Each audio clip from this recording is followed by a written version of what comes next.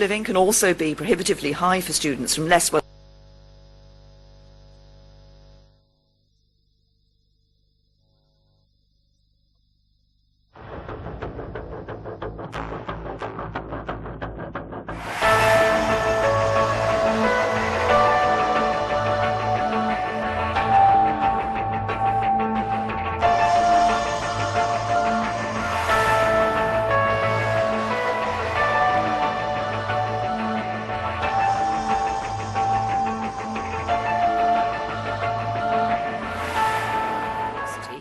And that applies to children from middle-class backgrounds just as much as anyone.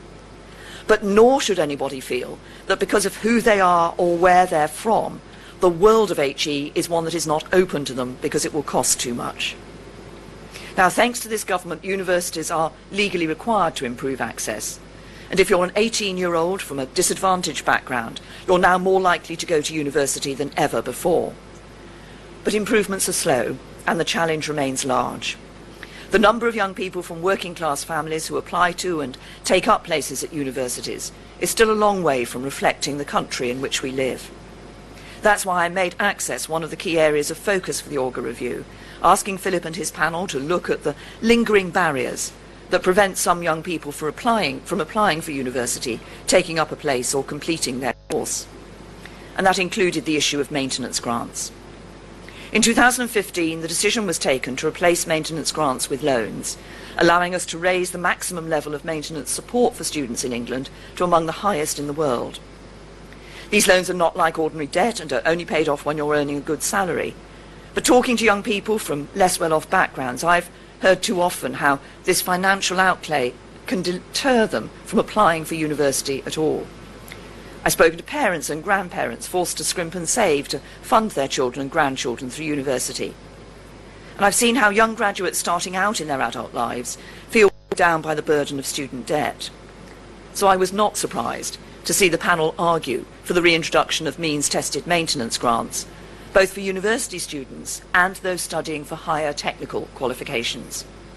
Such a move would ensure students are supported whichever route they choose, and save those from the poorest backgrounds over £9,000. It will be up to the government to decide at the upcoming spending review whether to follow their recommendation. But my view is very clear. Removing maintenance grants from the least well-off students has not worked, and I believe it is time to bring them back. Securing the right education for every child and every young person is an aspiration that drove me in my earliest days in politics, when I was chair of the local education authority. For my first day as an MP, indeed, it was the subject of my maiden speech in the House of Commons more than 2 decades ago, and it's driven me throughout my time in Downing Street. I've always believed, and I still truly believe, that if this is to be a country that works for everyone, we have to make education work for everyone. Because the solutions to so many of the burning injustices that plague so many lives can be found in our schools, our colleges, and our universities. So as we look ahead to the spending review and beyond, I believe the government will need to take very seriously the report's proposals to boost further education spending and put right the errors of the past, to restore higher education maintenance grants, so students from the poorest backgrounds no longer leave university with a higher level of headline debt than the richest, and to cut tuition fees so students pay a fairer price for their education. Now, of course, it's always necessary to prioritise when it comes to choices on public spending. These decisions would be to the economy and public finances that has allowed us to make long-term investments in public services like the NHS. But only by taking action now will we be able to deliver the lasting change and improvements we need in further and higher education. Give every child and young person in this country the education they need to reach their true potential, and ensure that everyone, whatever their background, can go as far as their talent and hard work will take them. Thank you.